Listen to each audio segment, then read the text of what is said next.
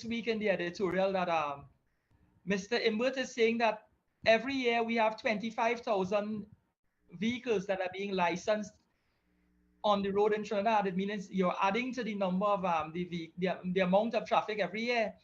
And he went so far to say that in 2015 there were registered some 750,000 vehicles on the nation's roads. So at that if I may put it this way, at that increase of 25,000 per year, we well over the million mark in terms of vehicles. Well, approaching that. We're working towards a way towards that sort of total number of vehicles on the road. He was saying that this is a problem all around the world, that when we have so many vehicles on the roads, right, and our figures being 750,000 plus, with a 25,000 increase per year, the fuel increase may serve as a disincentive and a disincentive in terms of people may want to spend less time driving or driving their personal vehicles and make use of public transportation. That invited the editorial I was looking at in days that passed, that we need to develop traffic or public transportation on a level where persons in the communities and persons who are making use of the nation's roads will be more encouraged to not drive, conserve on fuel, contribute to the environment by conserving on the use of fuel, limit their personal expenditure. And that in itself will tend to take the number of vehicles off the road, limit traffic, so persons like yourself wouldn't have to be stuck somewhere or stuck in commute somewhere. So it wasn't really the subsidy that was increasing with the gas price, the oil price, that caused them to remove the subsidy. It wasn't that. It was that they wanted to minimize the amount of vehicles on the road. So they removed the subsidy so it will act as a deterrent to people so that they wouldn't buy more vehicles to add to so many cars on the road on an annual basis. Now, who that made sense to? Well, it's an inference. It's an inference. Mr. Imbert, I doubt he would want to actually make that connection that you just made there. But it's not going to discourage people from buying vehicles, because we remember something, and it's simple. I am not going to go into a maxi taxi or take public transport when it's unreliable. When I'm exposing myself to criminal activity and public violence. And so in as much as his logic may be sound in terms of people should get more involved in taking public transportation, as they do in the UK and more developed countries. They do that because, or they're encouraged to do that because the level of violence that you're exposed to and the type of criminality that you may be exposed to may not be what we are facing here. We have 180 murders in 4 months in Trinidad. These murders weren't domestic violence. 30% of the murders that take place in this country each year are murders arising out of domestic violence. Another 106 are as a result of violence to persons in public spaces. So it means to say, in each given year, Richard and David, in each given year, we are guaranteed at least 100 occasions in which somebody will be murdered in the public space. So when we enter into the public space on a day-to-day basis, we have to be mindful that we may very well be contributing to that statistic, or we may be a victim of that sort of probability. So I empathize with Mr. Imbert. I follow his logic in terms of the need to wean away from using private transport as often as we do, and perhaps make use of the public transport. But Mr. Imbert needs to understand that in tandem with the Ministry of National Security, more needs to be done to boost public confidence in using the public transport, because I'm certainly not going to do that, knowing that the social costs, right, the social cost to my person will far outweigh the money saved in my pocket. Richard, do you feel safe when you're out there? First of all, you believe that, Matt? You Well, believe 25,000 is what it said new vehicles come onto the streets?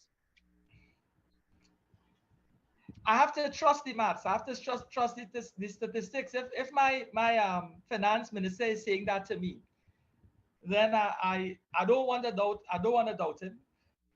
But even to answer your question, I believe there's a lot more on the road than meets the eye. But But let me tell you, how many cars you have? Vehicles. only two. There you go. Only And two. how many of you exist? How Your many breakup of the ferries? day. Yeah, sure. How many ferries, Ali, exist? I was told by my bank that there are 47 for rallies. No, no, no. Same age, date of birth, with all that you have. Mhm. Okay, how many of you the country has? One. So there's only one There vehicle you I can go. drive at a time. I think you figured it out. So it doesn't matter. I I can tell you personally, I have 4 vehicles. 4. I can drive all 4 at the same time. The answer is no. The answer is no ferries. So that Mhm. when you hear 25,000 vehicles coming on the street per year, it's not true. The calculation is inaccurate. You have to tell me what is the net increase. The net increase would exclude people who already have one and bought a second one or a third or a fourth.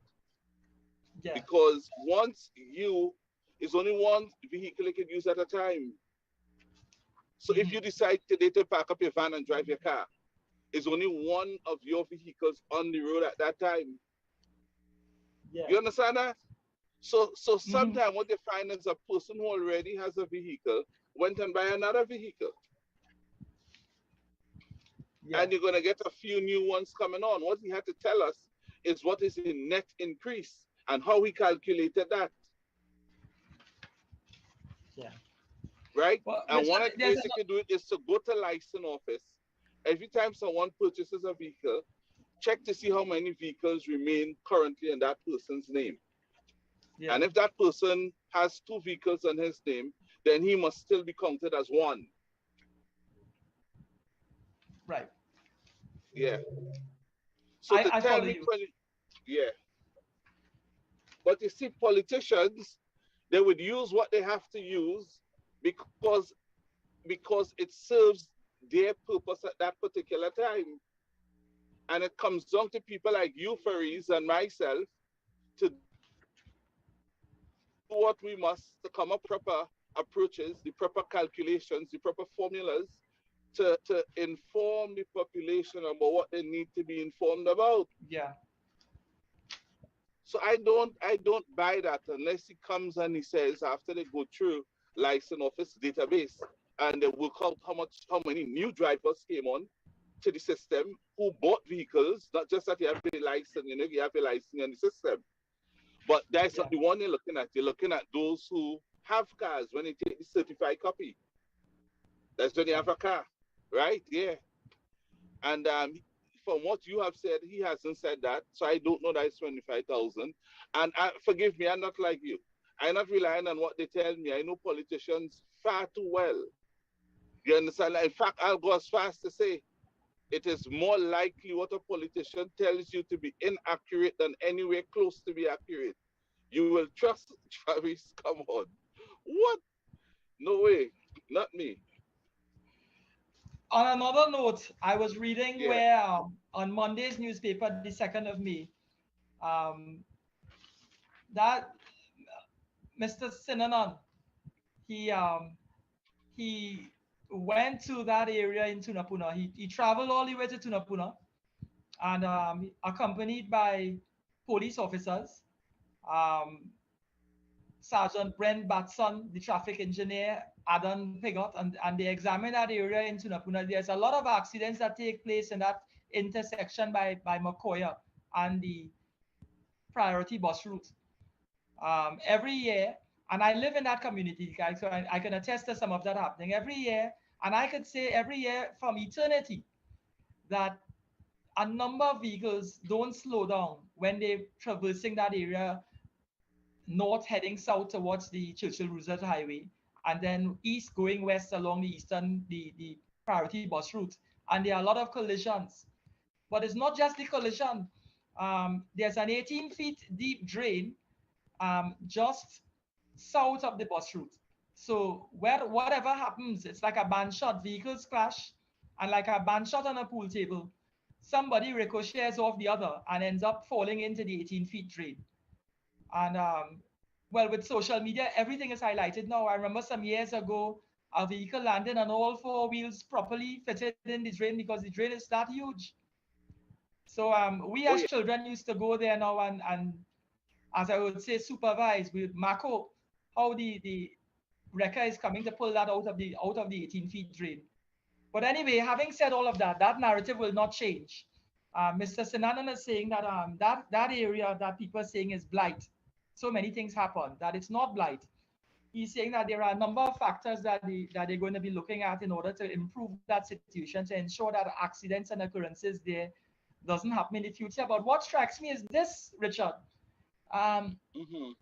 the police are saying that what they're going to be doing is putting rubble strips along the road. So when it is you're speeding coming through there, just before you get to the intersection, you would get that trembling, vibrating sound coming through your vehicle. So that'll awaken you to the fact that I need to apply some brakes here and slow down because the rubble strip is an indicator that you're speeding or that you're moving a little too fast. And so rubble strips are going to be implemented. And Mr. Sinanan is saying that he's going to get in contact with town and country planning. He's noticing that there are a number of little arbitrary ad hoc fruit stalls, booths, that sort of thing on the corner spots. So these people may be illegally building or constructing structures that are hindering the line of vision of motorists when they're driving, approaching the intersection. So what may contribute to some of these accidents is if drivers' line of vision is clear, that they don't have these structures pivoted on the intersections, that they may be able to see vehicles approaching and slow down. So the Ministry of Works and Transport seem to be finding very innovative means, rightfully so, but innovative means in order to bring the public into compliance with the traffic laws. My concern is this. So it took an accident and 20 years of accidents for them to recognize that tongue and country planning were not doing their jobs and monitoring these illegal structures that were being constructed on these intersections or neighboring the intersections, blocking the line of vision of motorists. It took several accidents and damaged the property and damaged the person for tongue and country planning to do what ought to be done. Um, we didn't have to we don't have to wait until loss of human life and damage to property to recognize that the laws are being broken as it relates to um, building proper structures and getting planning approvals and ensuring that the correcting is done at these intersections to prevent possibly possible accidents and so on. Do you know of any instances when you're any popular spots coming from where you're coming that you notice that structures are up that are a possible traffic hazard, but one can't explain how it got there. Have you ever experienced that? I mean, I've experienced it in Tunapuna, and it seemed like suddenly the Ministry of Works is seeing what we have been seeing who live in Tunapuna for many years. I'm sure, you see, the thing is that, Richard, um, we are such a reactive society in Trinidad. We wait until commerce and confusion take place. We wait until there's loss of human life and damage to property. And we reactive. We're not proactive, we're reactive. We try to solve a problem after chaos has stepped in. And we have all these solutions only after damage has been done and lives have been compromised. I would think that the Ministry of Works ought to have seen that issue at that Makoya Junction years ago. It didn't manifest itself Agreed. overnight. No, agreed. And for example, to add to that, we did a show some time ago and we called out several areas that required immediate attention from the Ministry of Works and Transport. and they have not yet been addressed, for example. But if something should happen there tomorrow, you'll still faster run and fix it. Coming off the boat from Tobago in Port of Spain Yeah. there, you know there, right? That area. Yes. People come off that boat and have to cross the westbound lane and then have to stop after running at about Usain Bolt speed to Ah. cross that highway, and then they stop on that little island for Yeah. the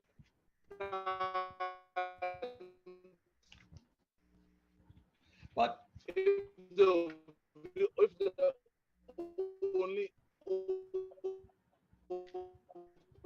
run it, some car or vehicle had immediate intervention. And but let somebody get picked up there tomorrow, right? You will hear the minister will come to say, well, they were considering it, they were just about to start it. They had seen the danger, and in fact, they spoke to a contractor already, and it was still, I mean, come on. We did ask Daddy Mac, isn't that correct? Correct. You are correct. well, Richard, there's another Well, one. When I look at Sunday's newspaper, Sunday the like first, Daddy Mac, and Yeah, I'm here with you, Richard. I know you're in transit and you're probably having problems with your internet connection. no, yeah, you heard what we were discussing there, Daddy Mac? Yes, I was here listening. I am here. Right, and you remember that show? Yes, we did an extensive show on that. Yeah, and the ministry has done nothing to date. Nothing. But I am telling you, good point for Mr. Ali. If something should happen, you will hear the politicians. They'll come out to tell you how, it is just next week they were looking to go and start there, right? But they're going to have to move faster. 2 days after, you would see they start mobilizing. And as you yeah. said, the society is one that is highly reactive. And that's a huge negative, because we have to first wait till something happens before we fix it, instead of trying to foresee what is a possible danger and try to fix it before it actually happens.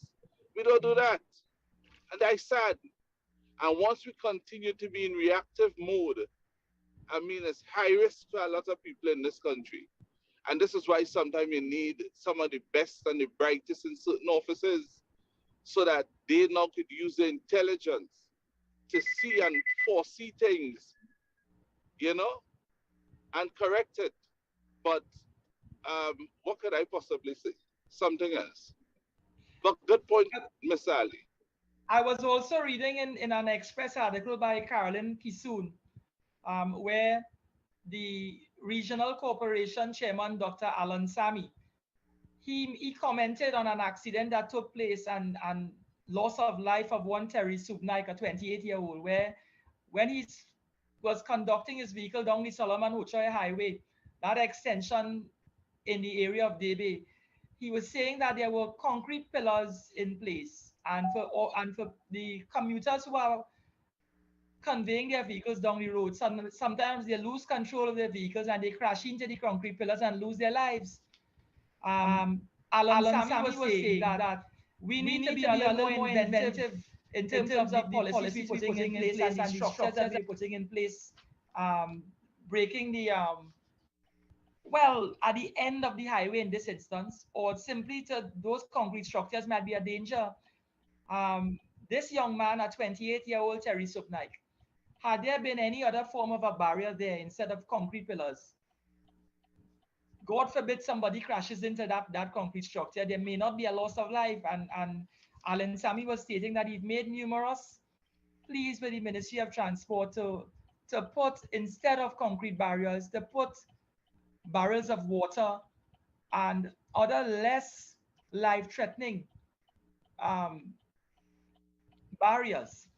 So he suggested that within the past 12 months, a few people have died, and they should put rubber strips and or flashing lights or barrels of water. So at least when commuters lose control, because you have to cater, David, you have to cater for persons who find themselves at the negative end of a contingency. They find themselves losing control of the vehicle. It may not, it will be a skid, It may not be that they're driving too fast or above the speed limit. They may be within the speed limit. But because they negotiated that stop at the end of the road in David there, at the end of the Solomon Hucha Highway in a negative way, um, they find themselves crashing into these concrete pillars. So the Ministry of Transport needs to be more inventive. Perhaps now we should perhaps introduce those barrels of water.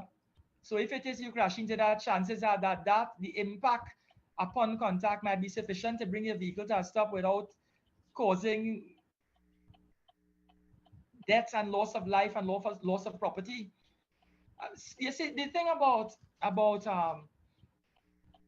the traffic laws in Trinidad and Tobago contained in the Motor Vehicle and Road Traffic Act and contained in the various pieces of legislation that have been amended through the years.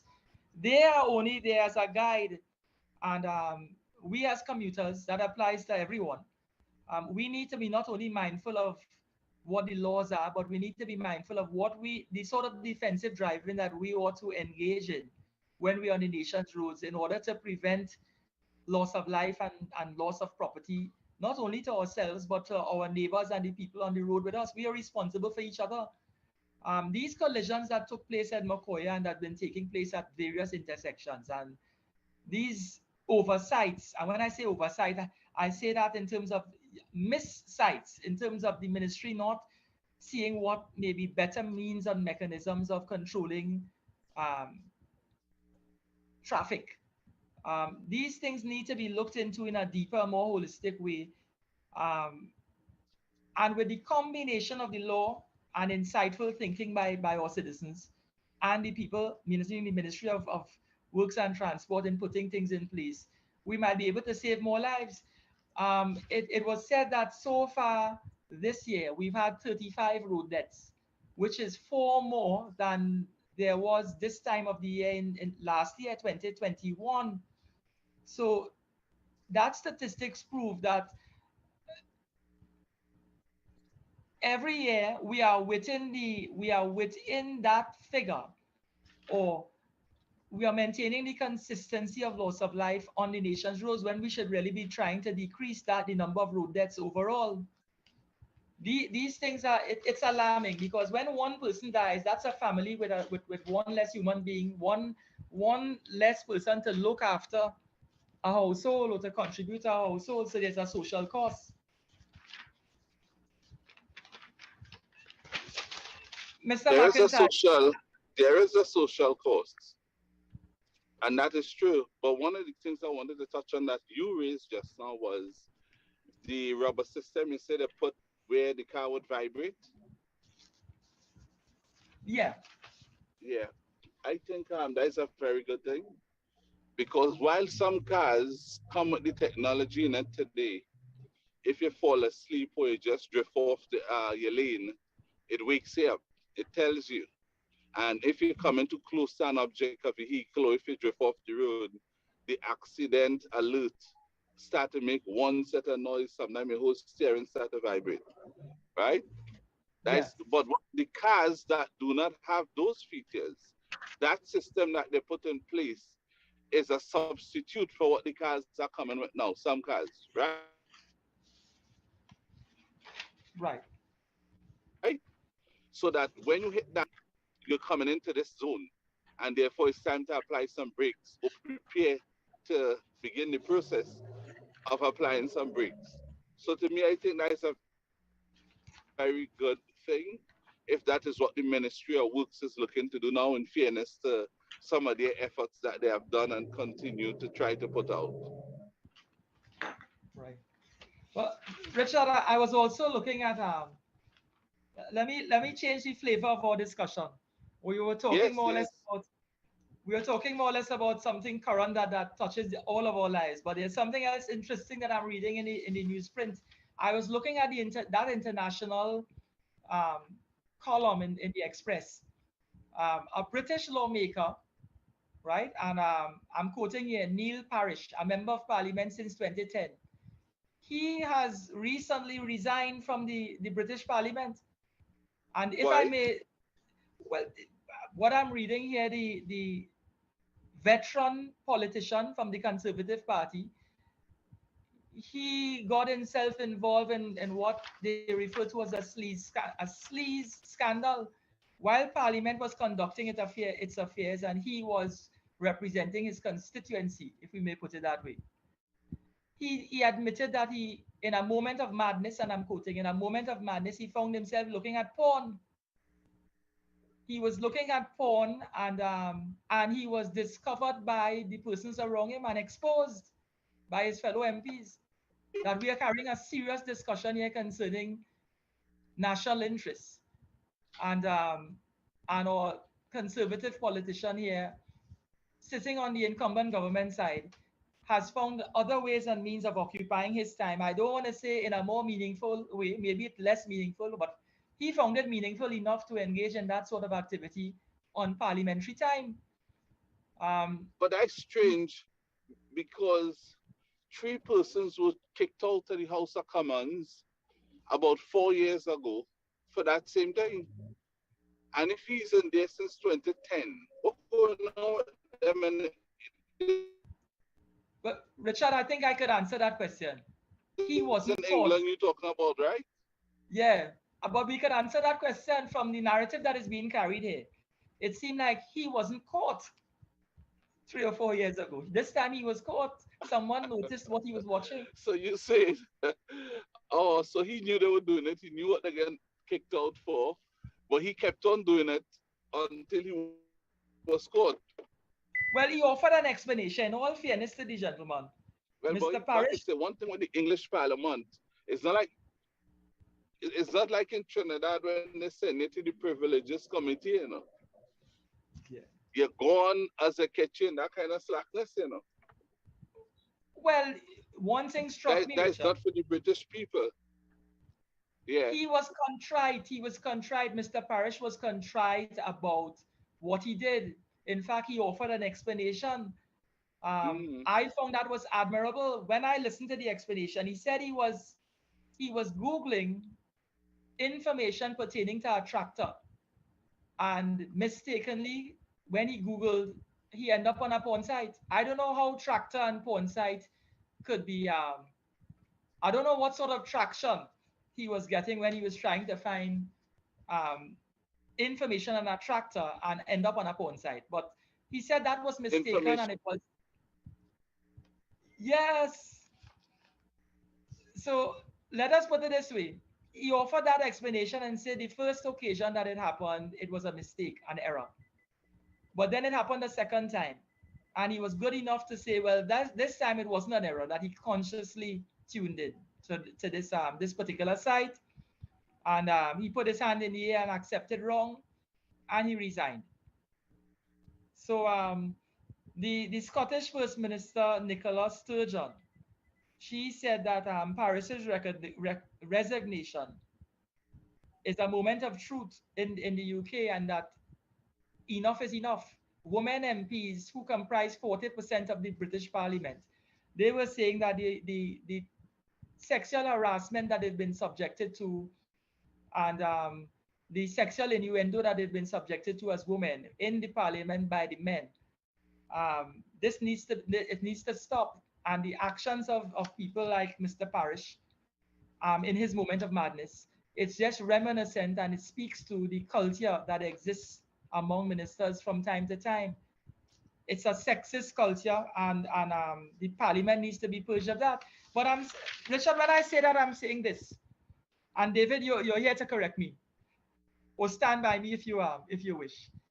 This sort of integrity that we're seeing in the British Parliament, where parliamentarians are willing to identify where they're wrong and resign accordingly, I don't see that in our parliament. And I'm not saying that there is sleaze within our parliament, but I'm saying that when an issue presents itself and our parliamentarians are wrong, they ought to admit that they are wrong and apologize and move on, not be wrong and strong. That's right. We are seeing here where we have parliamentarians in developed countries, in this case, Britain, one of the foremost authority, or the benchmark for democracy throughout the world. They are demonstrating that among their parliamentarians that this is the sort of integrity that exists. They're prepared to to take stands on certain issues. But let me say this, let me move a little bit beyond that, right? Having exhausted that point. Um, when I examine the legislation that exists in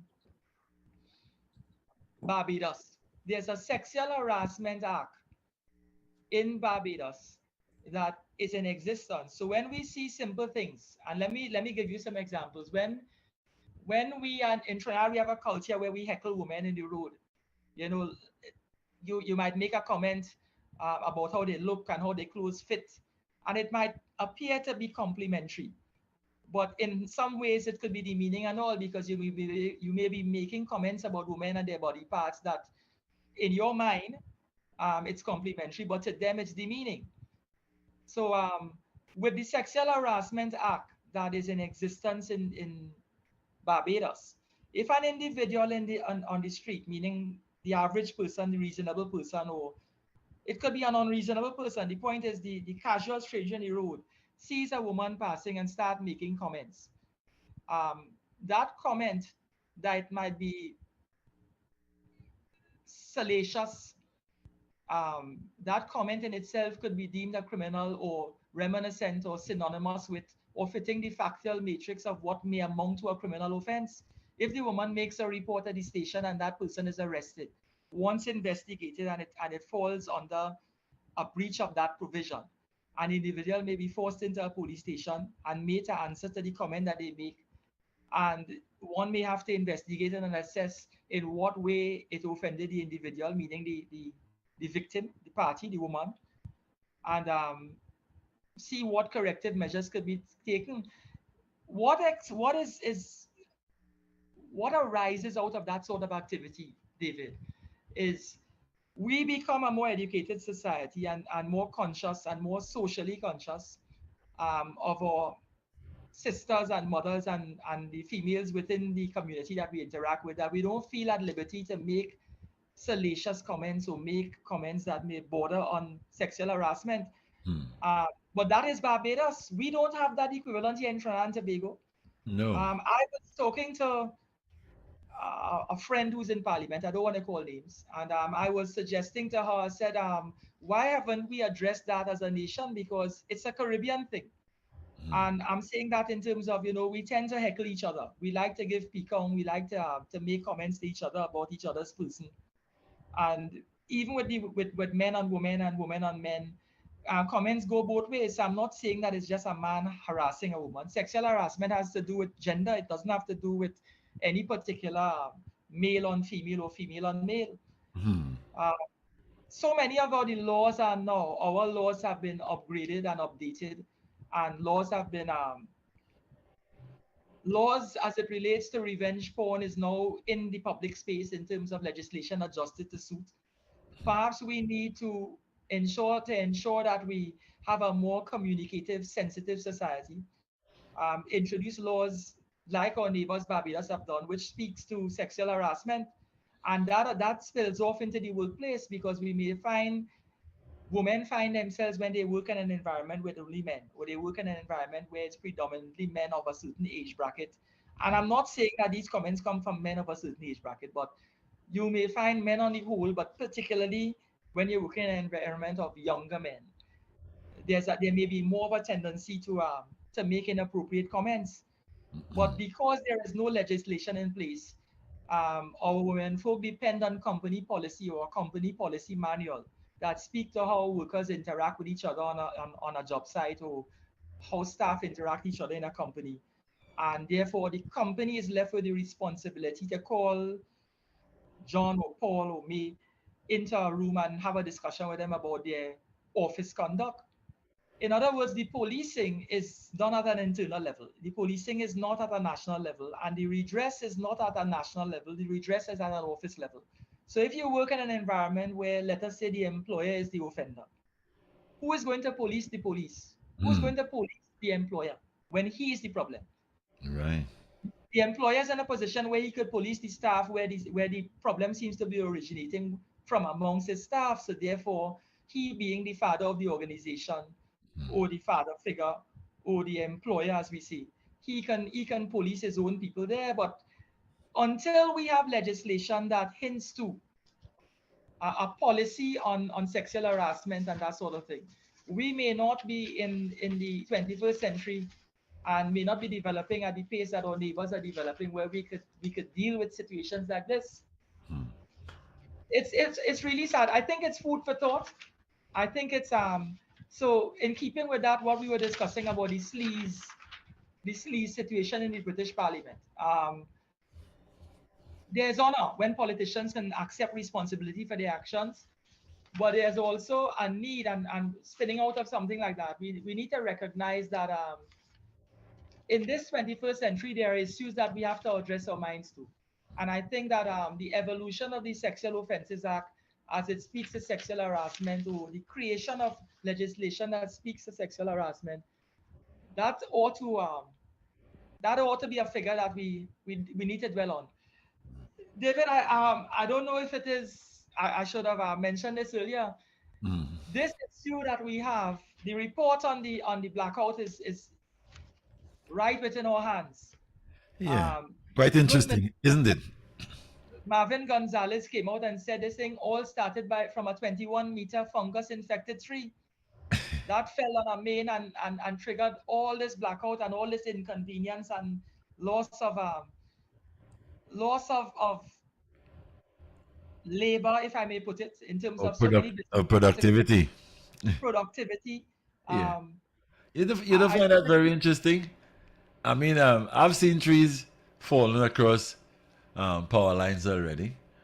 What is so special about this tree? Was a power station that controls the grid within the immediate vicinity of this tree, so that the broken lines would have triggered that kind of fallout on the grid? Well, I find that very interesting to hear that a tree. Even, I mean, the size of the tree is one thing. That's one thing. But I mean, a tree a little smaller would have created the same kind of destruction to the lines, or the same kind of you know, disturbance well, of the grid. But to say, well, a tree fell on a line and created a blackout grid that affected the entire country, or 75% of the country. Well, I need some more information on that to put my head on a block there.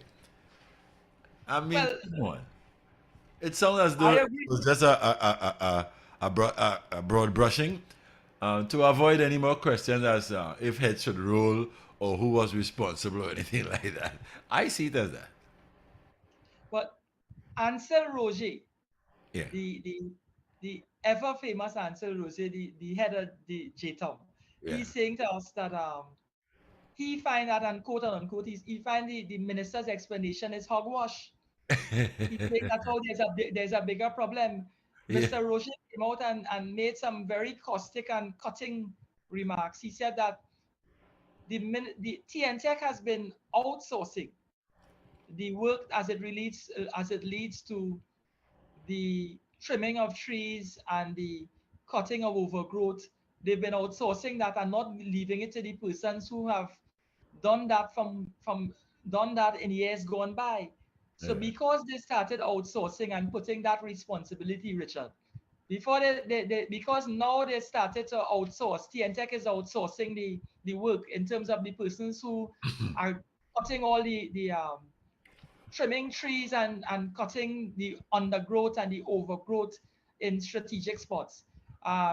Because of the outsourcing, the know-how and the people who would have been experienced in knowing where to cut and where not to cut and where to trim and not to trim, that inexperience in the persons who are outsourced to fulfill the function.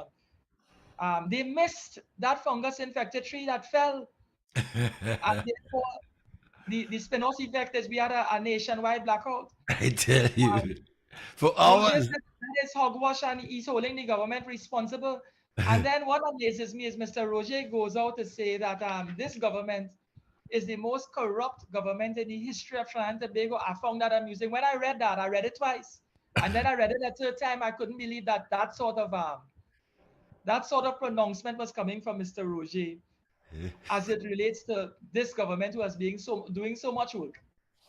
But you see what a tree could cause, Richard? A tree could cause not only a nationwide blackout, but Oh, a union leader to paint to paint a picture of the government being totally and absolutely responsible for this blackout, and saying that Mr. Marvin Gonzalez should resign.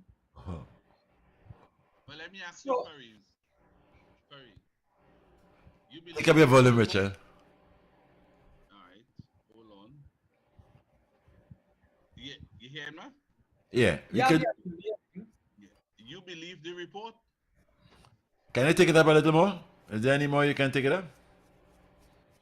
No, it's saying that's the maximum there, 100%. Okay, go ahead. Go ahead there. Yeah. I'll Right, see if good. I could go into it and That, adjust it that's in now. that's You all hear right me? now. Yeah, that's all right now. Oh, That's great. okay. You believe that report, Faris? My position is that I like to trust the Oh, you like to editorial. trust again? I like to trust the information until there's other information out there in the public space. Until you see, there's a problem with reports. Yeah? The report is produced. The report would have had very, very distinguished people sitting, including a police officer, including an engineer. These people would have been, these are experienced people. So one would like to believe that the person who producing the report is not somebody whose his field of expertise is outside the remit of what he was investigating.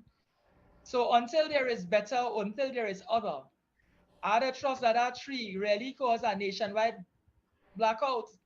So why A friend, expressing that smoke on your face? You really, you really don't believe that, Faris. You're only saying that because you believe it's the politically correct thing to say. But the way you're saying it, it shows that you are completely detached from what you're saying. You don't believe well, you don't believe I, that? I mean, I come am, on, let me tell you, hold on. Let me tell you something, huh? My co-host here is skipping and tell you. You see that story? Go get Give dog. that story to dog.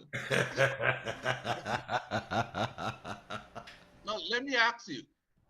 Here was the biggest disbelievable factor in that whole equation. It took TNTech about when the blackout occurred? I can't remember, A month, 2 months ago? about that. About that. February, I think it's around the 24th of February, if I'm correct. Yeah, somewhere around there. Yeah. 24th of March, 24th of April gone, and you know where we are. So almost 2.5 months, right? It took TNTech to discover that it was a tree. And you know, Thomas would ask you, Faris, you pleased with yourself? You proud about what this? I mean, come on. You So see, just this is line the it problem. up, Faris. Line it up, line it up. I mean, come on, when something just doesn't make sense, it doesn't. Because TNTech system would have informed them where a tree fell and what happened. If that was the case, they could have tell us that the very next day.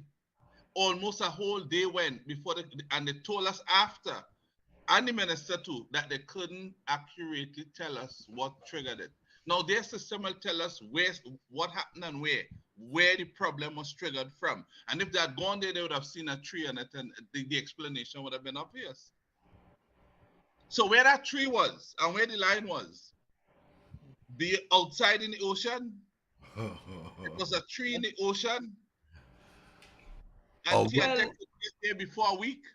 or were those lines the main arteries of distribution to the rest of the country? well, let me put I it this mean, way, right? not you, but who they really selling that report to without fail?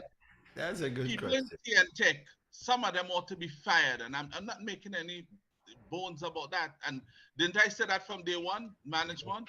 Yes, you did. Because this was a nationwide blackout. There are people who would have been in the healthcare. You know, people died because of that blackout. Because in some healthcare institution, they tell you this didn't work because they didn't have the power, and this happened, and next thing they lost a patient. Who caused it, or what caused it? The blackout. The blackout caused it, and while we can't say TNTech caused the blackout, TNTech had a duty to discover what caused it in the shortest possible time. You see tornadoes, all kind of thing pass through America, for example, blow away whole line, everything, you know. And within 8 hours, within 8 hours, line back up and thing running, you know, in the shortest possible time. And then they still compensate people always a natural disaster for the time they were down and what they lost and so on. You tell me, I mean, come on. It's better they had just kept that report under the table and rely on the 9 days wonder that most of us in this country seem to suffer with. It's a condition we have. Wait till after 9 days and just forget the report and say nothing. But to come and say what you have said, I'm saying it would have been better to say nothing. Well, and that is sad. Yeah. Richard, I find you cynical, man. I find you cynical. I like to trust the official report. You see, look at just this week. No, hold on. We're on the same page. I trust the I ever said I didn't trust the report? I trust the report. I completely trust the report, but I do not believe a shred of thing in it that inside it. I believe nothing. But I trust it. Trust and belief, they are distinguishable, you know. It reminds me of a popular saying that the road to hell is paved with good intentions. Yes, right? yes.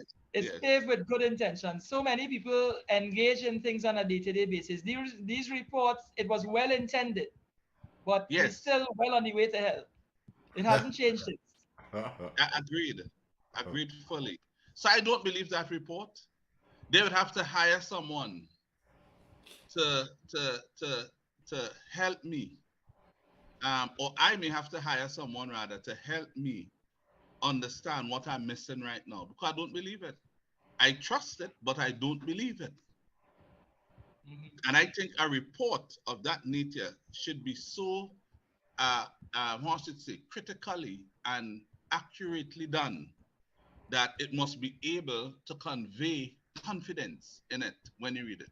It must be able to exude that, if I may say that, to the reader to say, oh, this looks plausible. It sounds plausible. Even if you don't want to believe it, the facts in it would invite you over to wanting to believe it on the believable side.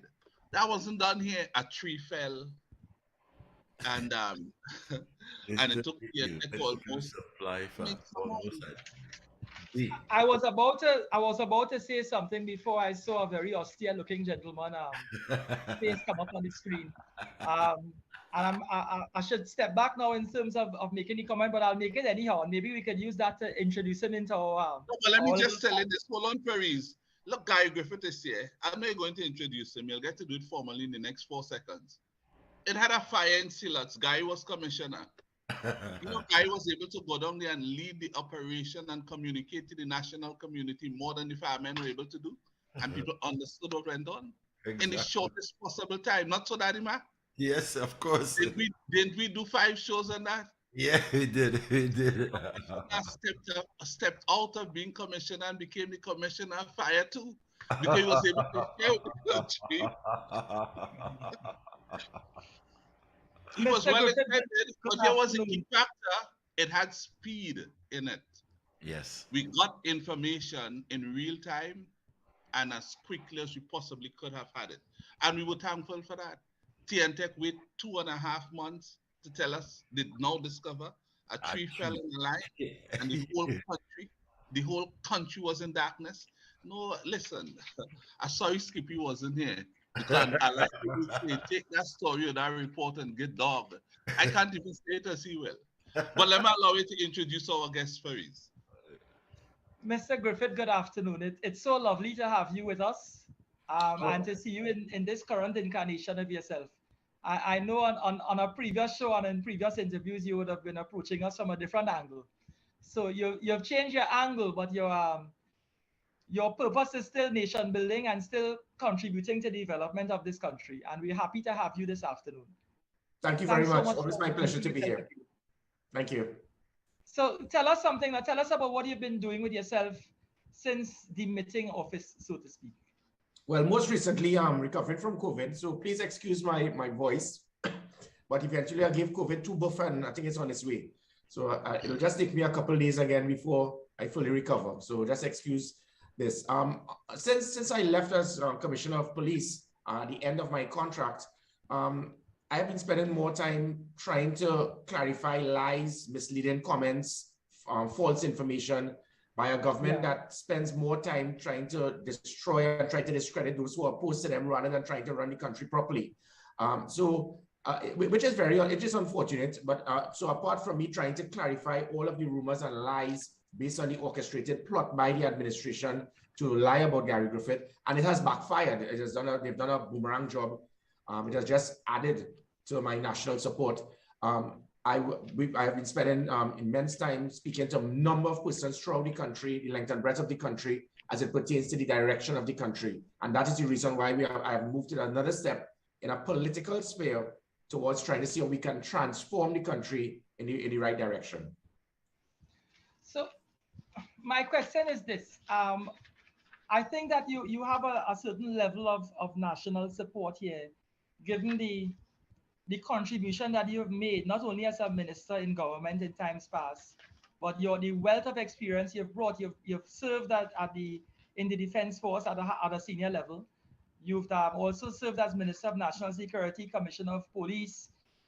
So you've brought a lot of credit to this country, and there's a lot of public confidence in the work that you've been doing and the stance that you've taken. You have even held the Prime Minister to task while Commissioner of Police, and even now.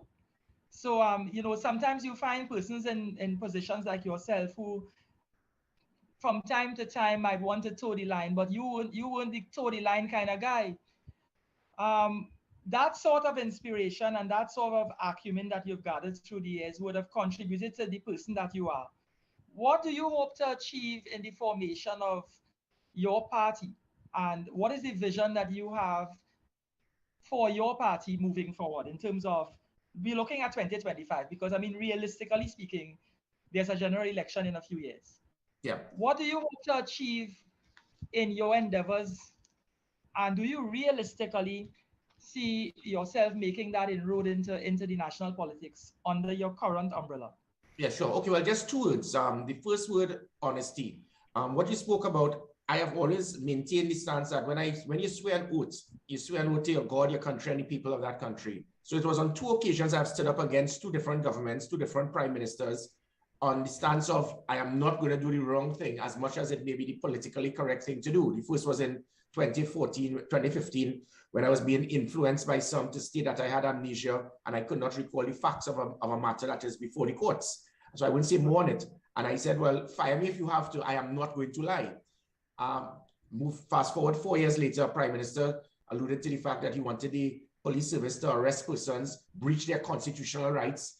And this was the same thing that was done in 2011 by the UNC government when they influenced the police to arrest persons illegally and the country paid the price. I stood firm against the Prime Minister, and because of his ego and his thin skin, he took it personally. People will say that it was disrespectful, but all you have to do is to refer to 23 odd US police chiefs in the United States that told Donald Trump, the most powerful man in the world, to shut up when he was making comments that was affecting national security throughout the United States. So I stood firm on those things, and I give the assurance to the country that this is what lacks in politics in this country: honesty. There's always a belief that what comes out of the mouth of a politician is based on lies, some agenda. So I give the assurance that whatever I intend to do, it may not be the politically correct thing. It may affect me politically, but I give the assurance that I intend to be very honest and not to try to divert to in any way different to how I have been over the last few years as it pertains to the rest of the country. So I give you the assurance of my personality being that of honesty. As it pertains to the rest of the country, one word: to believe. And that belief is that to believe that the country can turn around, believe that we can reduce crime, believe that we can turn around the economy, health, believe that politicians do not have to be corrupt, believe that politicians can really accomplish what is required when you put them in office. And that one word belief is what I'm getting the country to buy into. Politicians, political parties have done everything to divide the country through racism, hate, bitterness, because it politically benefits them. We intend to do just the opposite. We intend to unite. We intend to build. We intend to transform the country through a proper alliance to ensure that good will overcome evil. This is a concern that I have. I believe in what you say. Your track record speaks for itself. I believe that you have a tremendous amount of respect arising out of the general citizens in this country who recognize your contribution. But the concern some of us may have, and when I say some of us, like I'm simply saying people like Richard and myself, who are the pundits on these media forums. Um, we have recognized through the course of the political history of this country that the reason why the incumbent government has been able to wield such a big hand and be able to control the reins of power for so long is the opposition is a divided opposition. And I'm saying divided in the context of to defeat the PNM at the polls, you must have a National Alliance for Reconstruction, you must have a People's Partnership. You cannot have several fractions or factions contesting in their individual corners. And we don't have a united opposition to challenge the PNM. If it is your party is to take the reins of control in 2025, do you see that you have the acumen? And I don't mean you as in the individual. Naturally, you are the father figure here. But your party having the pull, the political pull, the national pull to wean people away from the let us say the UNC, because they've been controlling this opposition vote for on certain levels, 300,000 plus votes. You think you could create inroads where you can take away from that UNC stronghold of 300,000? Or are you, this is the part B, are you prepared to engage in another form of alliance with your party and other parties in order to work with, let us say, the UNC?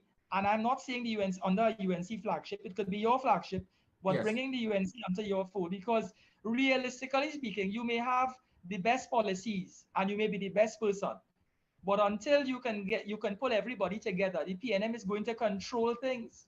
Yeah. I noticed Richard Norrie ears have put up like Spock to wait to hear my answer there. And it is a very good question. But let me clarify. The first thing is as it pertains to that, it is seen sometimes the PNM and the UNC, they see a third constituency, for want of a better word, as an avenue to either assist in splitting the votes. I never knew what that meant. Splitting the votes for the PNM to win, which is what we saw happen in 1981 with the ONR. We saw it in 1991 with the NAR. We saw it in 2001 with Ramesh Maharaj party, causing the Tudapuna seat to be lost to the PNM for the 1818. We saw it in 2007. And then you can also see it sometimes the third party is used to join with the UNC to remove the PNM, such as what took place in 1986 with the 33-3 or 2010. The point being is that the party that comes outside of the PNM and UNC, every occasion has been the catalyst towards deciding the outcome of the election. And that is fact. So, but it must not be seen that a party here, where it is ONR with 91,000, move 10 years later to NAR with 127,000, move 16 years later to the COP with 147,000, 15 years later, we are doing it yet again. And it is to be seen that if we go on our own, we will split the votes for PNM to win. If we join with the UNC, it will help the PNM be removed. This is not being formed in any way, form, or fashion to assist or to affect the PNM or the UNC. This is done primarily at this time, I can only speak about now, based on the fact that there were 147,000 persons who wanted change in 2007. For those who are still alive, they still want it. So yes, we started with 147,000. 1/3 of the PNM and the UNC arguably have been heavily eroded because of concerns and lack of stability. It is not the 2007 Patrick Manning and Basio Pandey's PNM and UNC. So that is a fact. But the 1/3 of those are that based on either side would not want to go to ketchup turn into mustard, mustard turn into ketchup. And then you have over 150,000 persons from the age of 16 to 33 who never had a choice other than the ketchup and mustard. So we are looking at a possibility here of at least 300,000. Does that mean that this party can go on its own and do what is required? Time will tell, the polls will tell. We will make the decision on what is right for the country. As it pertains to your other question, as to if we will form alliances, the reason we formed this party was to have a party independent at this time. If it is the intention to form a party is to immediately join with the UNC, well then I would have just gone across, joined the UNC, and I can tell you, had I joined the UNC and gone up for St. Joseph, Terence D. Alsing would have gotten the cocktail of his life. So that could have been the easiest thing to do. At this time, Gary Griffith, when based on polls, my national support was 89% of people who wanted me back as commissioner or had no issue. That is the highest national support we've seen in the country on one particular individual. Would that turn into into it's politically, time will tell. We intend at this time to cut our part towards those persons who want to transform the country. So pertaining to what happens in the future, and I am definitely not going to be the type of political leader that is going to make the sole decision on behalf of probably 200,000-300,000 persons. There's going to be an executive, we'll have meetings, and every decision made is not based on what I say. That has been the problem and the downfall for both the PNM and the UNC, with what I say, and everybody must just adhere to it. Is it that you said that between the persons between the ages of 16 to 33 is about 150,000? That's the stat that you're looking at. Roughly. You know, if you could target that particular age group, what you're looking at is you're creating some sort of party loyalty, or you're transforming the minds of persons who are going to be adding to the political spectrum down the road, meaning that these are the people going to be continuously voting, the ages 16 to 33. So if it is you can capture their imagination, you're looking at 20 to 25 years of voting arising out of their existence in Trinidad and Tobago that could create this sort of firepower to sustain your party moving forward. What are some of your thoughts in terms of attracting that 150,000 people? What are some of the things that you intend to do in order to capture their imagination and to engage their attention? Well, the good news is that it is already there. When we did constant polls with me as Commissioner of Police, the vast majority of my national support was primarily based on youths. And when I say youths, we are speaking about from even 45 go down. Those are the persons who are not, Daddy and Mommy said they were PNM in this house, so I have to stay PNM or UNC. They are independent thinkers. And the appeal based on my charisma, based on my personality, based on my how the way I acted as Commissioner of Police, that national, it's about 80+%. So when constant polls were being done by CCN, independent polls, that youth vote is what I have a very strong support from. And so that has already started. What I intend to do now is to let them know, do not just look at that support of Gary Griffith, the person, but look at that support of NTA as the party, because this is not going to be a Gary Griffith show. It's not going to be like Kamala Mania, because that is sometimes it leads to the downfall of a party. This is going to be much bigger than Gary Griffith. The names you're going to see, the persons you're going to see as part of this, it is going to be like the West Indies team, not the present West Indies team, the one in the 1980s, that type of West Indies team which we're speaking about, where you're going to get individuals, and it is not going to be persons primarily with a party card that the NTA has. It is going to include persons who maybe just be supporters of the NTA. We intend to set a roadmap towards transforming the country, and young persons would understand these things. When we look at political meetings in the PNM and the UNC, they spend 95% of their time attacking, destroying, discrediting. We have a prime minister, as soon as he says the letter U, the man head starts to bubble and get frustrated like the little ornament on the dashboard of a car, saying the worst things about political opponents, who's an alcoholic, try to look at the idiosyncrasies of the voice of other persons, and people laugh at that. And then the UNC doesn't do much better. I'm not here to spend more time on the UNC. It's the PNM has to be removed from office because they have failed the country. But the young persons want to see different. They want to hear, what do you have that can make this a better country? And if young persons, and again, I speak about in late teenagers, 20s, 30s, early 40s, they are not caught up with daddy and mommy have been PNM or UNC till they're dead, so I am forced to do this. That youth group is right there. Without the NTA, they will be forced to vote for the lesser of two evils. And again, so what we intend to do is when we intend to show the policies, the plans, the program, the people, we are going to show to the country that we have what it takes to set a proper roadmap towards transforming this country. And it goes back to that one word, believe. You know, we have you here, and we can't discount the fact that you just you're the commissioner of police that kept crime on in a certain stronghold, simply meaning that your heavy hand and the officers under your command were able to keep the number of murders to a certain level. In the last 4 months between January and April, we've seen roughly approximately 180 murders in this country. Every year, we've seen there's an average about 30% of the murders arise out of domestic violence, and 100 plus arise out of um, on the nation's streets, where it's violence that is has resulted in terms of on the street, members of the public, innocent people, they are exposed to what is taking place. What do you think is contributing currently to the upsurge in violence since you have demitted office? Okay, so I tried not to politicize crime or national security. The one constant we have seen in the last 30 years, anytime the PNM is in power, crime goes up every single year. 91 to 95, 2002 to 2010, 2015 to 2022. The only time in the last 3 decades crime went down under PNM government was when I was Commissioner of Police in my last full year. And the point I want to show is that, unfortunately, what happens with our governments is when governments change, instead of continuing to build on the foundations of national security, we scrap, dismantle, shut down based on being vindictive, petty, arrogant, and probably ignorant. It started with Patrick Manning when he had very good ideas, very good plans. And when the UNC came into government, they scrapped the OPVs, they scrapped SWOT, they scrapped the BLIM, everything that was done. Yes, there were certain things that he could have done in a better way. I did my data, I did my research. I looked at the OPV. The cost was over 600 million more than could have been acquired, which is what I did as minister.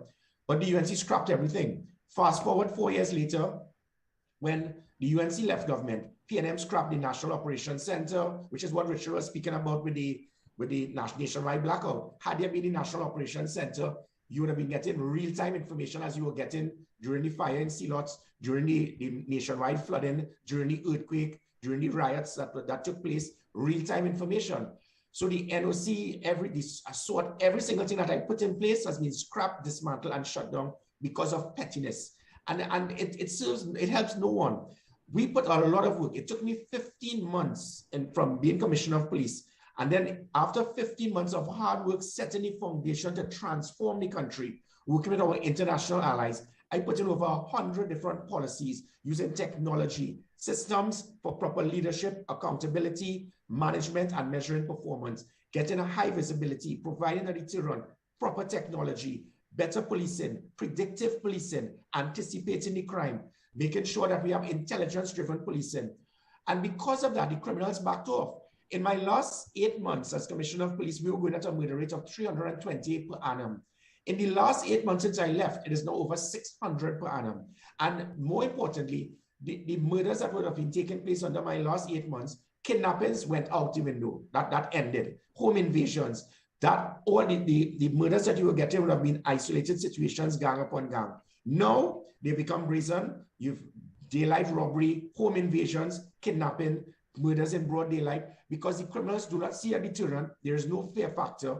The police are, the moral and the motivation by the vast majority of the officers is not as high as it was. And it is unfortunate. And instead of this government, because I can tell you one thing for it, I will always be a patriot before a politician. I still intend, even before we get in office in government, I will do anything in my power to help this government reduce crime. Anytime you are not in government and you deliberately want the government to fail, that means you're classless. You do not understand what it is to be a patriot. I will help this government. I will advise them. But Keith Rowley and the ACP Acting Commissioner Jacob, so small-minded, they've actually blocked me from communicating, blocked me like little children, because they don't even want to talk to me. When you do that, you're not helping the country, you're not doing me anything. I have my track record, it's there to see. But instead of us understanding the bigger picture, and I can tell you, when we get in government, I have intentions that there are people in the PNM right now that I see of value to help this country and in the UNC. And that is what this country needs. Whenever anybody gets in government, you automatically cut half of the human resource because of the party card that they have. And that is what is happening right now. Because of pettiness, Gary's not there, shut down, dismantled every single thing he did. The country is now paying the price for it, and it is mass bloodshed. And I can assure you, this can change within a few months. Do you see yourself with your party, the National Transformation Party? Do you see yourself as doing acting in the capacity of consultancy with your future MPs or your future staff parliamentarians, or you would like to be prime minister of the country moving forward? The fact of the matter is that even when I applied to be commissioner of police, I didn't want to. And when I applied, when I became minister of national security, I didn't apply. I usually make decisions based on what people will ask for, the demand of the country. Even I never reapplied to be commissioner until Keith Rowley changed the law stating that he could not lose Gary Griffith, because if Gary Griffith is removed, we will go right back to how it was pre-2018, which is exactly what happened. Just so likewise with what is happening now, the decisions that I make is not based on what I want, what I see. Many people form political parties because they want to be prime minister, they want to be a minister.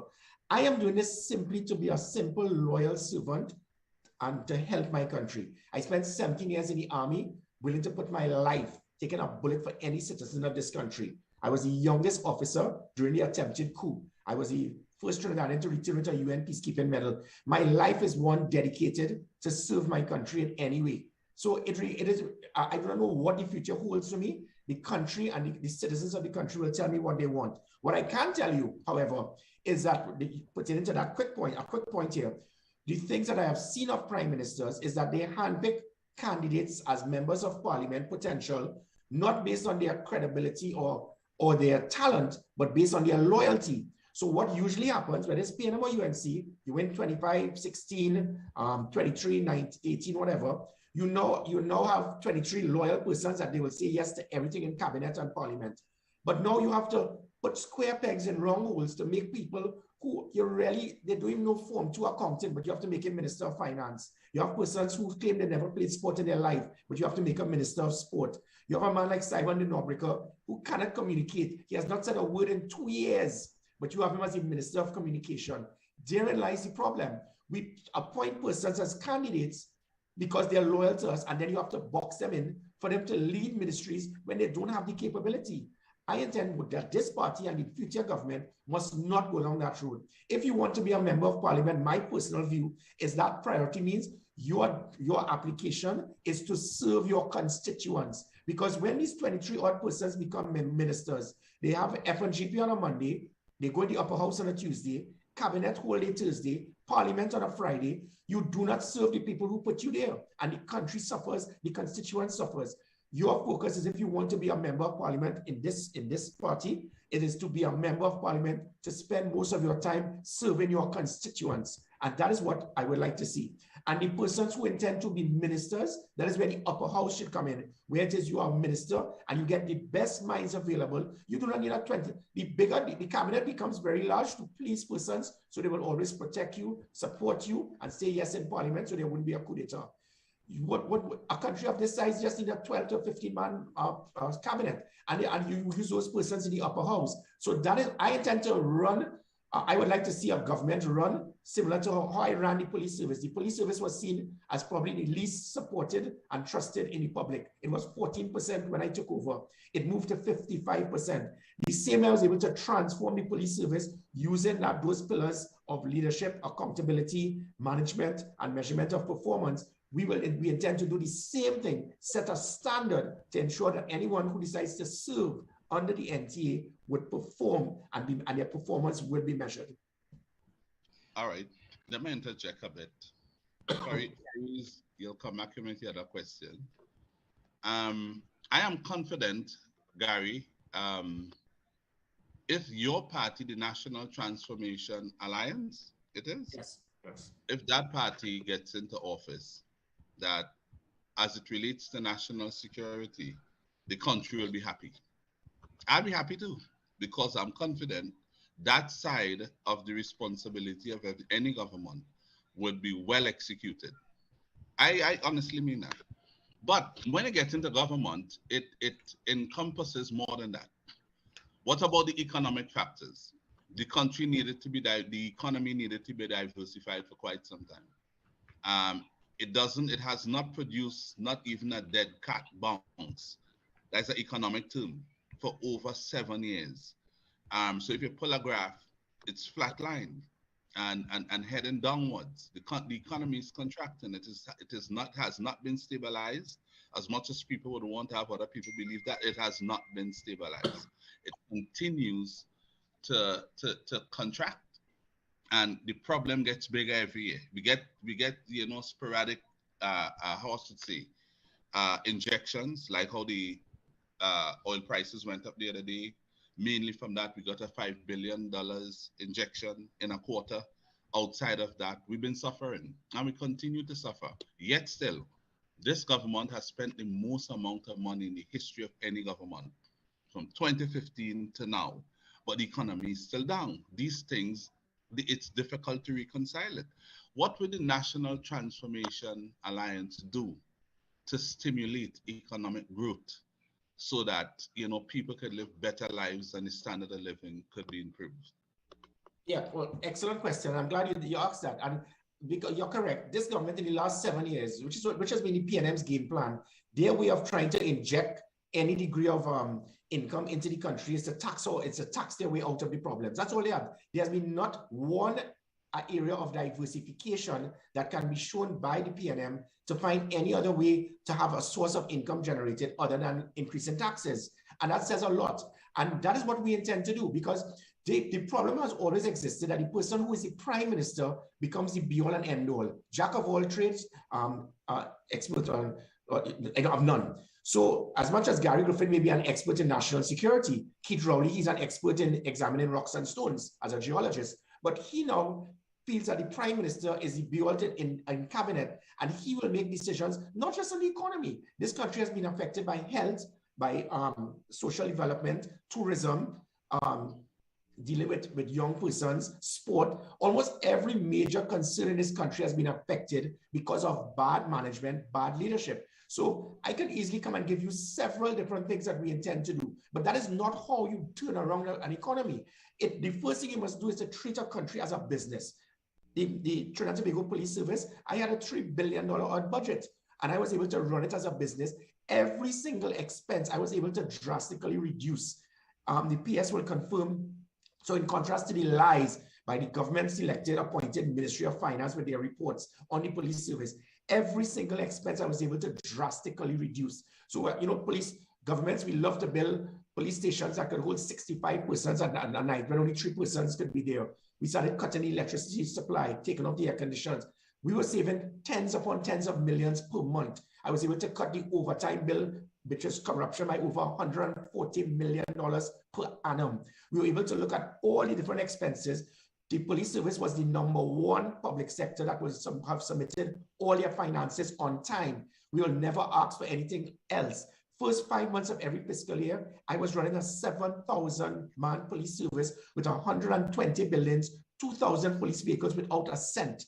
And if it is that I could do that, running a country, all it requires is to expand it, and not by an individual coming and stating, well, what we intend to do is to boost tourism, and we intend to diversify, and we intend to make proper jobs, and we intend to have more agriculture. Because anybody could go on Google and type things to boost your economy. We have no intention to go with that. That is cosmetic. We have to look at every single aspect of what has been done to affect the country's economy. And I'll give you a simple example, Richard. The most simple example. The corruption in state boards. 95% of state board appointments are made by persons who have no qualification, experience, or training in the state board, but it's given based on the party card that you have. So you talk about incompetence, you talk about bad management, you talk about corruption.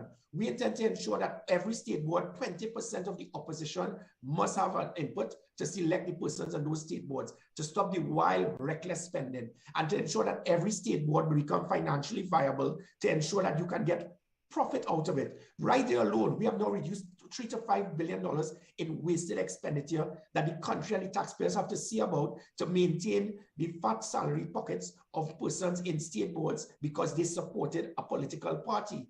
That is how we intend to turn around the economy, and finding the best minds available. As I said, when you get into government, you cut off 1/2 of all the persons because they don't have your party card. We have what it says called a roadmap, where we have some of the best minds available presently preparing as we speak. In 100 days, the country will see what we intend to do to transform the economy, the health sector, national security, tourism, and even, let me give you a quick point, sport. 60 years, this country has seen sport as a ministry that is seen as the bastard of all ministries. And it's because, apart from probably Gary Hunt and Roberts and myself, few persons have been ministers that have played and represented their country in sport. So many of them have never kicked a line. They do not understand that sport can transform a country. We have used sport as a, by the way, product of extracurricular activities. When we have our national teams constantly, they can't get training, they can't get to train, they can't get salaries. These things provide opportunities that can diversify and expand our country regionally and internationally, that can inject so much into the country through sport alone. But because prime ministers and ministers who know nothing about sport, they see that as a by the way. Sport is going to the one time Trinidad and Tobago was united was for that 2 weeks in the 2006 World Cup, when we qualified in 2005. And this government, in the last World Cup campaign, did not put a cent to help our national team. But what our governments love is when Atto Bolden or George Bovell return, or Kishon Walcott, you turn up there, you name planes after them, you have motorcades, and you did nothing for them. So so let's not just think of the economy. We are going to transform the country in every single major concern that has affected this country over the last few decades. Let's pick out one area in the economy. What surely by now, when someone looks at starting a party, yes, if I have to start a party, there are some key things I would look at: the economy, crime, education, employment. Health. What have you all done or looked at so far in terms of what you all could present to inform the national community in relation to potentially creating new forms or types of employment for those? Well, Richard, it is very unfortunate that party just opened last week, Saturday, for registration, and you want me to give you a template of an operational plan. And therein, no, I want to show you, I could give you a lot that I could say, and therein lies the problem. This is not a Keith Rowley or Kamala giving their personal view. If you have a political party, there must be an executive, there must be a committee established specifically to deal with health, national security, the economy, and then they now would have a template, a proper document to lay out a roadmap to show this is what must be done. Getting an individual to give you their personal views, I could give you several points, but that and nothing is the same thing, because what you are going to get is an individual giving his personal view, and that if you go in the wrong direction, because he becomes because remember, our constitution is one made of democracy via dictatorship. The prime minister is the be-all and end-all to make all decisions. And if I go down the same road as the PNM or the UNC, then we will be no different. So what we will be doing is providing you with that template by some of the best minds available to look at all of them. And we could speak about SWOT analysis and look at every single thing that is done to show how and what we intend to do to transform the economy, health, education, national security, sport, tourism, culture, you name it. We are going to provide that for you. Okay, all right. So you're going to work that out, your team going to get together, and sometime as we go into the future, that will be rolled out. In 100 days. We intend to have it in 100 days, because what is happening now, persons even from PNM, UNC, persons abroad willing to come back home, they want to be part of this, because they realize this is not just about I don't need to be a political party activist with a jersey and a party card in my back pocket.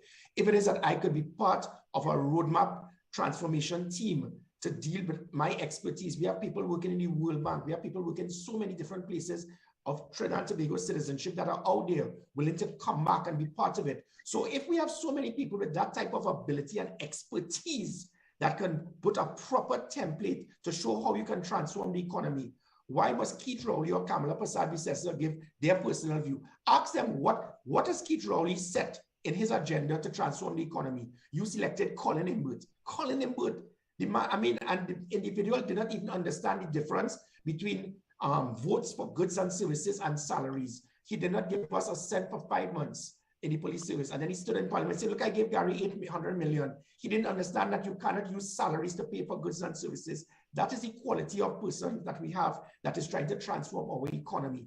That is not how we intend to operate. But you just appoint a minister on your former team. And you know, Richard, and that has been the problem, because the governments and opposition spend all of their time prior to an election, trying to stay there for all, or try to remove the individual. And then when you get in, you realize, oh my God, now what? Okay, Colin, you become Minister of Finance and pick 5 fellas and come into a finance plan. That is not how you transform an economy. That's not how you change a country. We intend to spend the next year or 2 in preparing something is of such a roadmap that will turn around this country as quickly as possible. Patrick Manning had the closest planted in Vision 2020. Do you know what he missed out? His Vision 2020 was a PNM Vision 2020. So as soon as they were removed from office, that collapsed. And now they go to Vision 2030. If you have a proper vision for the country, it must embrace and be accepted by all. So it is a roadmap, setting a template and a foundation, regardless of which political party gets in, you keep moving it forward. That is how you transform a country. Well, Patrick Manning's 2020 vision, because I know there are my colleagues in the PNM would say how I could stay here and allow that to be said and don't say certain things. So but I can tell you, they never once contacted anybody in the UNC to be part of it. Well, there you go. I How can it be a vision for a country when only politicians in a party with the party card must have any semblance of interaction and involvement? Did Pastor Barrett work on that too? No. Okay, but I can tell you this, several persons, groups outside of the PNM worked on Vision 2020 with Mr. Mann. But I can tell you, in General Council, I was there at the time, and I'm not sharing General Council's business.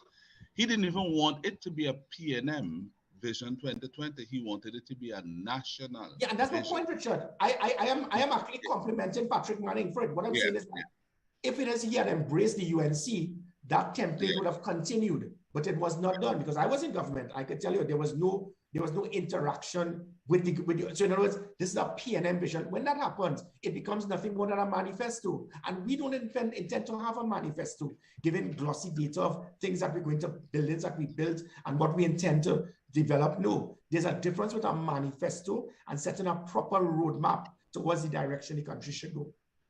All right. I want to bring back in Faris shortly, but let me just ask this. So I heard you said you're going to run for Diego Martin West. Just 2 questions on that. First question, why Diego Martin West? Well, you could tell. Well, you know, what we usually see is political leaders love to spend their time to find the safest seat to go in. Kamla Prasad will never go up for Laventille East. Keith Rowley will never go up for Caroni. So they go in the safest seat where they are comfortable.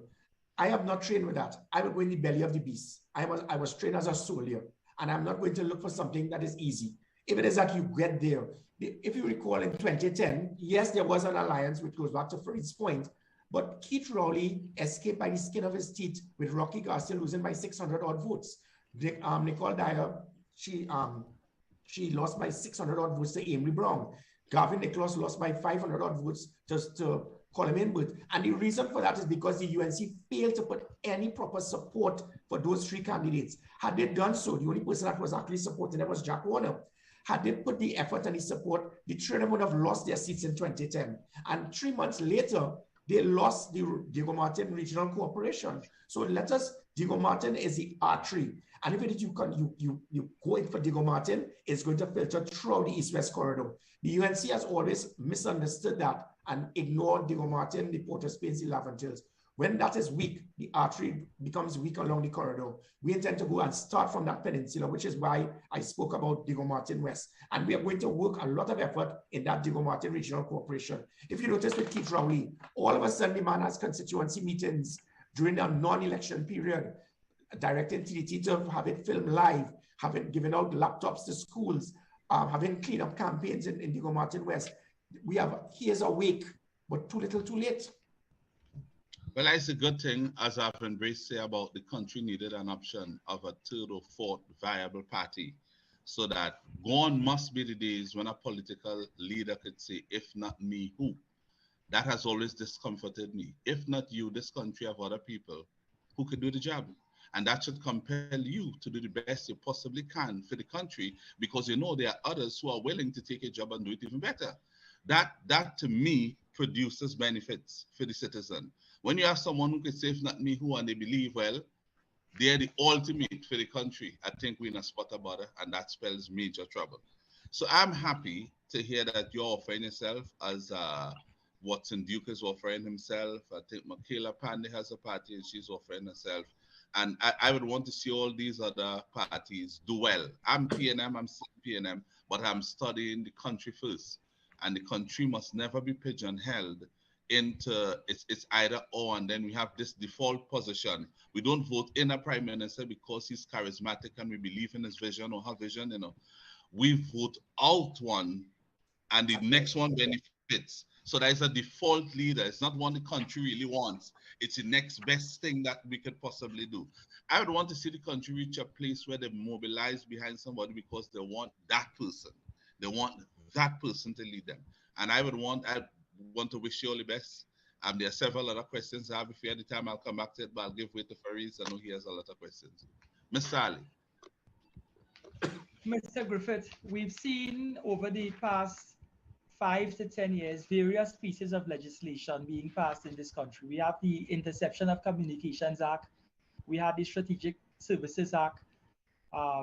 We've tried to legislate against crime in a way that could affect the levels of criminal activity.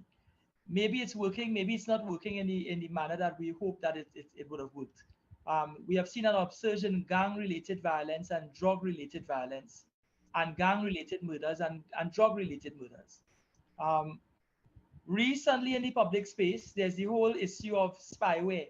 The opposition and the government were back and forth with regard to whether there's spyware being utilized by the security forces, whether the agents of the Strategic Services Agency were making use of spyware, spying on fellow politicians, spying on journalists, spying on people holding strategic positions in this country.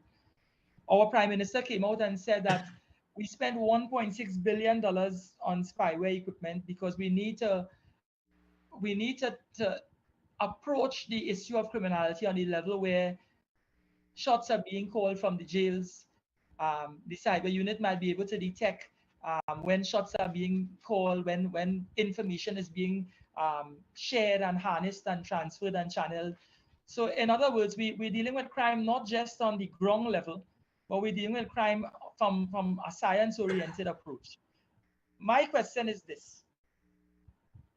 Do you see, and I'm saying this where I'm drawing on your experience as commissioner as well, do you see the use of spyware being an effective tool, or has it been effectively used to curtail crime in this country? Because I've never seen to date any information being poured into the public space where we've solved X amount of murders or intercepted X amount of planned activity born out of intelligence gathered from spyware. Yeah, Could sure. you shed some light on that? Yeah, definitely. I could give the assurance to the country that had it not been for the type of technology and equipment that we have in the SSA, in the Trinidad and Tobago Police Service, the number of murders and the incidents would have been probably 2 times more than what we have now. But there's a difference. You see, people believe that spyware is to be used to solve crime. In technology, when it is you're looking in 21st century intelligence, this is used as a preemptive strike to prevent the crime from taking place. And then, so the police can't do a press conference. On many occasions, we were able to do what is required to stop a murder, to stop a planned hit, to stop an assassination. So by preventing it from happening, we can't go out now and do a press conference and say, well, you know, the reason we had a roadblock and 3 persons were held with assault rifles is because we know they were heading to a certain place to kill a prison officer. We can't do that. So what I can state is, had it not been, and I wish to thank both administrations for understanding that, had it not been for that type of technology, it would have been very difficult for us to deal with trying to curb the system, the problems of terrorism, major gang activities, major hits, and major crime. That is how important it is. Unfortunately, I think both political leaders have gone overboard because, unfortunately, you know, neither the PNM or the UNC have anyone with any qualification, training, or experience in national security. So they usually put their foot in their mouth, they make mistakes. The opposition leader, I think it was not the right thing to do to try to explain to people how you must not be intercepted. The Prime Minister has no reason to be trying to justify it by stating how it is you're intercepting phones. Because of that, I am certain that what you have done is nothing more than alert criminals, causing them now to divert in certain things that they would have done, which would affect our intelligence agencies from now having proper intelligence-driven operations and predictive policing. That's what the reason I was able to reduce crime drastically was because of predictive policing, not changing the detection rate, but stopping a crime from happening before on the way to that crime taking place. What I have seen, unfortunately, is the present Commissioner of Police, Mr. Jacob. He seems lost and not able to understand the use of technology. Paul Ladd, I think he's probably still using a Betamax video, and he probably still has a BlackBerry Messenger. So he is making comments and stating that you do not need technology.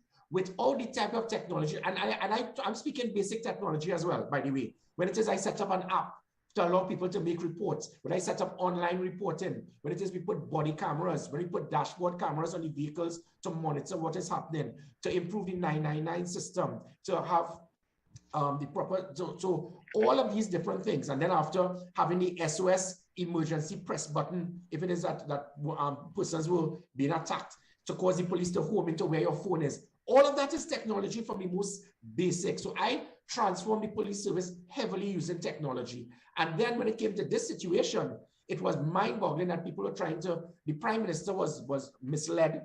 Someone lied to him. They gave him a draft document that he read, poor lad. And he said that the government did not know about what I acquired. That was a lie. I have again, technology. Everything here showing messages, comments, excitement for me being able to get something close to Pegasus at 10 times less the cost. And that showed vision. That showed me understanding the importance. And then what I also did was, because there's always a concern that technology can be abused politically, I can state that as the commissioner, I did not see that under this government. I have no reports of it, but it can happen.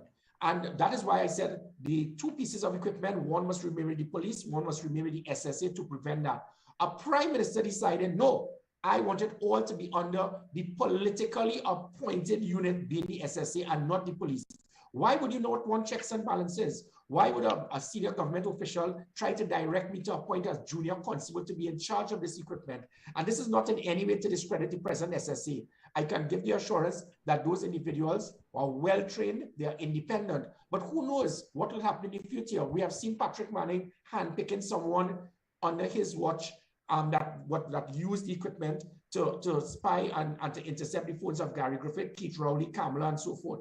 We saw Kamala then trying to appoint Rishmi. We saw Eddie Dillon appointing an individual who was an expert in engineering, and you made him head of the SSA. You see a senior minister harassing a commissioner to appoint a junior constable. So you have seen constantly in this country, politicians try to use that equipment and technology for their own personal use, political benefit, and not for what is right for the country, which is why I think it is very a matter of concern that a prime minister would direct that this type of technology must only be given and held and controlled and directed by the unit that is politically appointed. Where do you see, under your tenure as Commissioner of Police, you spoke about the police establishing under the TTPS its own forensic science unit. Correct me if I'm wrong, but I would imagine that what that unit would have done, it would have at least supplemented the activities of the Forensic Science Center on Barbados Street in Federation Park area there. And the amount of exhibits that has to be analyzed on a year-to-year basis, that would have been reduced, or at least the rate of certificates of analysis being made available to the courts would have increased. And therefore, gun-related matters and marijuana-related matters, drug-related matters, ammunition-related matters, all of these things involving heavy work by the Forensic Science Center would have been shared by the new one, the one that you were earmarking to bring on board. Do you see in this current dispensation here, where we are, that any improvement being made in terms of the forensic analyses? Yeah, no, unfortunately, again, going back to when you put, I have worked with many ministers and government officials. Fitzgerald Hines has proven to be the biggest failure. The man is as clueless as they come. It's not coincidental that just with me no longer being there, it was also Stuart Young no longer being there.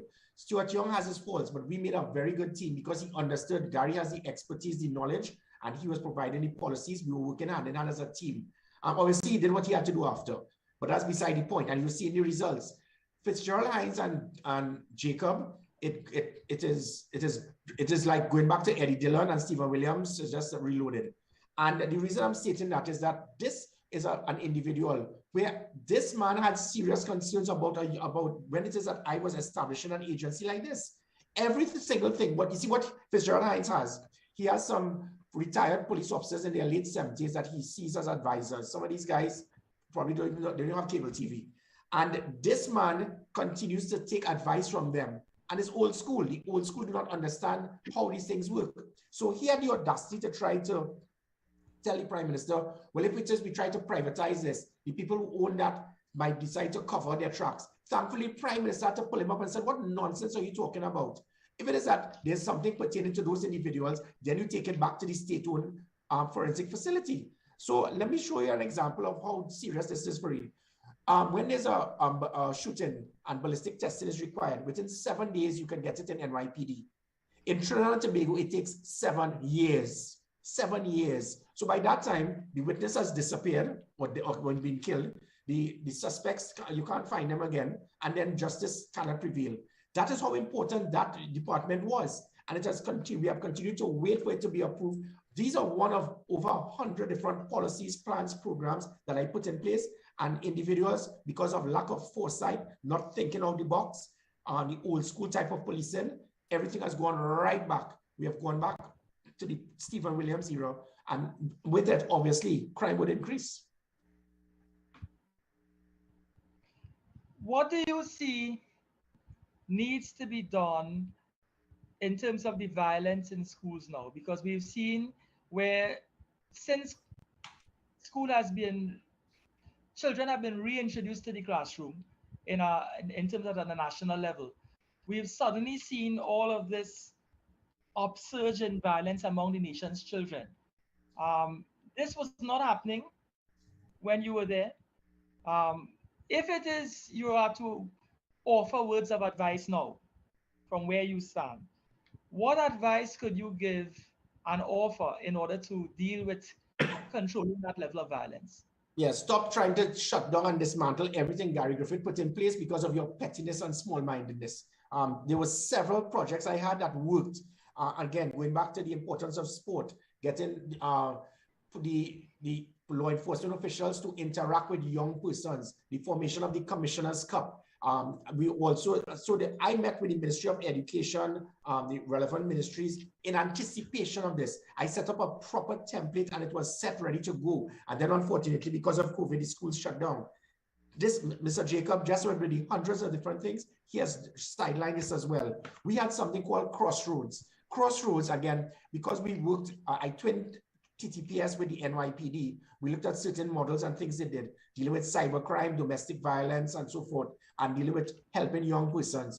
Crossroads was to pick up 1,000 of the most at-risk youths, especially in schools, and instead of just having them arrested or sent to certain institutions, they would become a big brother would be appointed from the police service. So 1,000 trained police officers were being prepared to become a brother or sister with 1,000 of the most at-risk youths in Trinidad and Tobago. So they will socialize with them, they will walk with them, try to get them to look at the traits of a police officer, a well-trained police officer, to get them to turn their character in the right direction. That has been scrapped.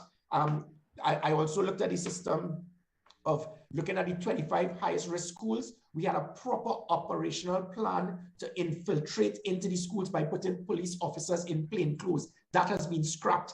All Jacob has gone back with is the usual thing. Okay, so there's a problem in the schools, so we'll put more patrols on the outside of the school. That is not going to help the problem because you have gang members infiltrated into the schools, using some young men there to assist in recruiting more gang members, selling drugs. So we're speaking about just the fights in the schools. It's much bigger than that. So when I did the presentation to the Minister of Education, they understood where I was coming from. It was a powerful strategy. Everything else I do is based on analyzing everything and come up with a proper operational plan.